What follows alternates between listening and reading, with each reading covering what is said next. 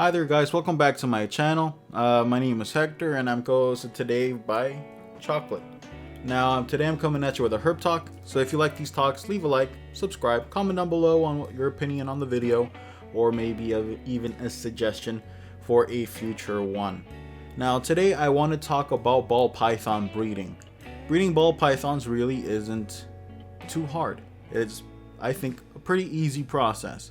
However, there are certain things you need to notice along the way that kind of hint you in on what you should do.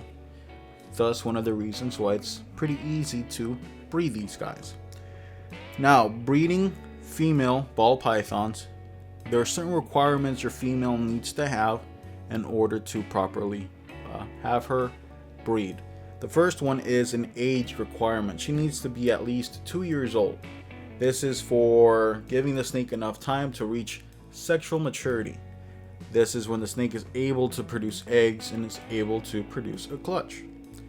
The next requirement is a weight requirement.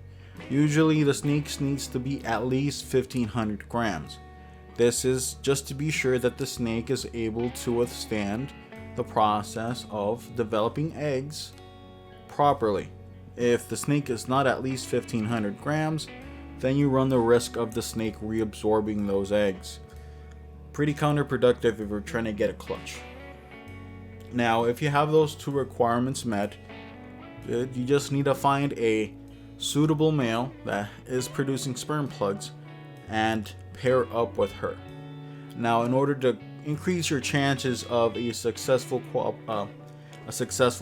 pairing is when the snake, the female ball python, starts hanging around the cold side more. The snake starts to wrap around her water dish more often. The female ball python is trying to cool down her body. This is because the female ball python is trying to produce follicles. Follicles are the precursor to eggs. Follicles eventually develop into eggs. So in order to develop these follicles, the females usually stay around the cooler side because that's the temperature more suitable for follicle production. So if you see your female ball python hanging out on the cooler side, hugging her water dish, then she is most likely building follicles. And maybe you should start pairing up your male ball python to that female. The second thing you can do to increase your odds is reintroducing your male several times. In my collection, I do not have that many females where I plan for them to lay clutches. So I have one male to around 3 females, and I'm able to keep pairing that male back over and over and over again in a responsible manner. And so that increases the odds of the female being properly fertilizing all of those eggs inside that female. Luckily, so far, that has proven to me to be extremely successful. I received 7 good eggs from this mama. So I think that that's a good strategy going forward. So let's say you paired your male to your female several times and you've witnessed several successful locks. That's great. At one point, your male will stop locking up with the female because the female will stop being receptive. This most likely occurs after her eggs have been fertilized, or she feels that she's been properly fertilized, and she'll stop being interested in males. At that point, the male will no longer be able to lock. If you introduce your male, you won't see them lock anymore. And at that point, maybe your snake is going to go off feed. Your female is going to go off feed completely. And even though she goes off of feed, she starts getting bigger, thicker, She'll get extremely thick. Even though she hasn't had a meal in maybe months, she'll start getting thicker, very thick. And that's letting you know that she's building up those eggs. I am surprised by the amount of eggs I received compared to the size of the snake. So they get really big. So keep an eye out for that. And at a certain point after she finishes being properly fertilized, hopefully by the male, she will shed her skin. People call that the prelay shed. To me, it's hard to spot because snakes shed their skin. Of course, people say it's about a week after a successful successful lock, she will shed. That didn't really happen with me. The snakes I thought were properly fertilized and did have a prelay shed never produced any eggs. They kept being receptive to the male, and they never really went off food. So it's odd. So keep an eye out for the prelay shed, though it'll be pretty hard to spot. If your female's off of food and she sheds her skin, you can probably take that as a prelay shed. The prelay shed basically marks that you have about a month between now and then to set up an incubator, because the snake is going to lay her eggs, gonna lay a clutch. So make sure that you have a properly built incubator. Now you can go DIY and, like me, and build the incubator out of an ice chest, or you can go online and buy yourself an incubator there. Though they're pricey, I hear that they're pretty darn cool. That's all on you. So the prelay shed, you get your incubator set up, it's running, it holds the temperature correctly. What's next? Well, your female is going to start nesting. She's going to go to the warmer side, and she's going to push all the substrate to the side, and she is going to wrap herself.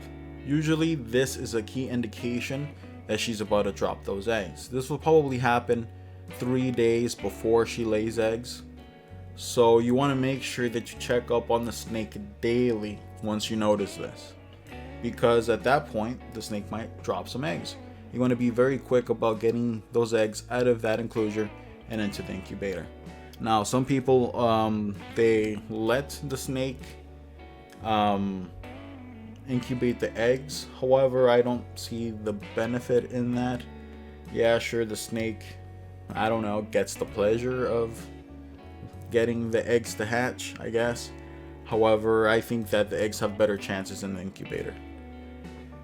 So she lays a nice pile of eggs. She's coiled around the eggs. You need to be very careful on how you remove the ball python, because the way they lay their eggs, they hook their tail into the bottom of the egg pile and they wrap around that.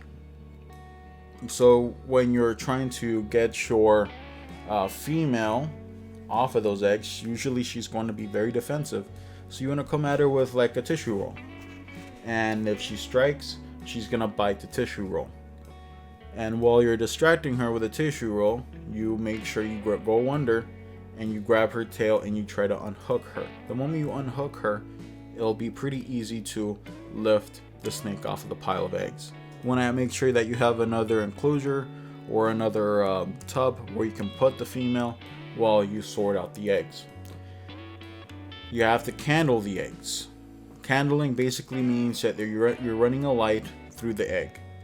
It's very easy to see the embryo inside of the eggs because that's where all of the veins kind of crisscross over, and it looks, when you shake the egg under this illumination, it's a lot more coagulated. It's like getting a piece of jello and putting it in a cup of water. When you shake the cup, you'll see the jello also jiggle in there. Something like that.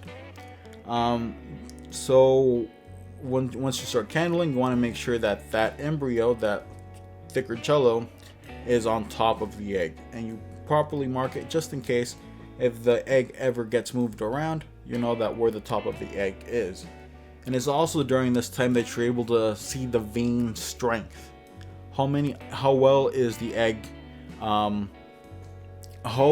strong are the blood vessels in that egg. If a egg has hardly noticeable veins, that egg will probably fail. I would keep those eggs to the side, and the eggs with a stronger veins, thicker veins, more noticeable veins running throughout the egg, I will keep to the other side.